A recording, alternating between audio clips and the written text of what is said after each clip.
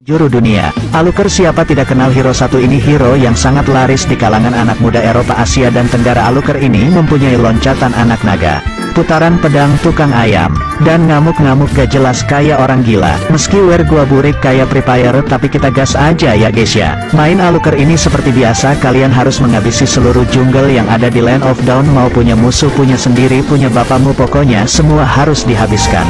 Jika sudah mempunyai elemen ungu dan merah di bawah hero kalian, disitulah musuh keringetan, panas, dingin, serta kejang-kejang.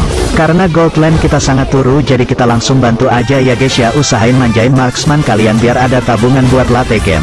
Kalau lihat Victor kalian asik, adu mekanik kalian gak usah bantu, apalagi sampai nyampah, nanti bakal bikin offliner kalian sakit hati. Tapi kalau sekali-kali gak apa-apa, hehehe.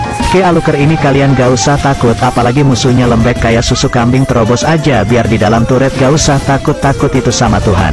Kalau udah merasa jago dan paling hebat, udah gak usah ragu-ragu anjing, biar dia berlima 100.000 juta miliar triliun, pokoknya terobos aja. Karena Alucard ini mempunyai slogan tinjuku tidak mungkin meleset, jadi gak usah ragu untuk berburu.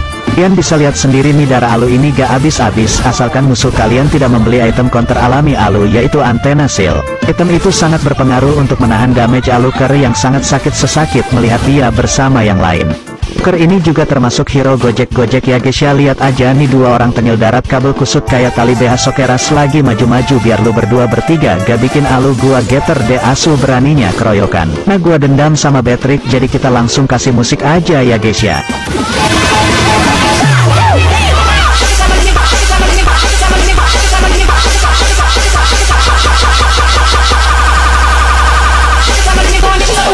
GV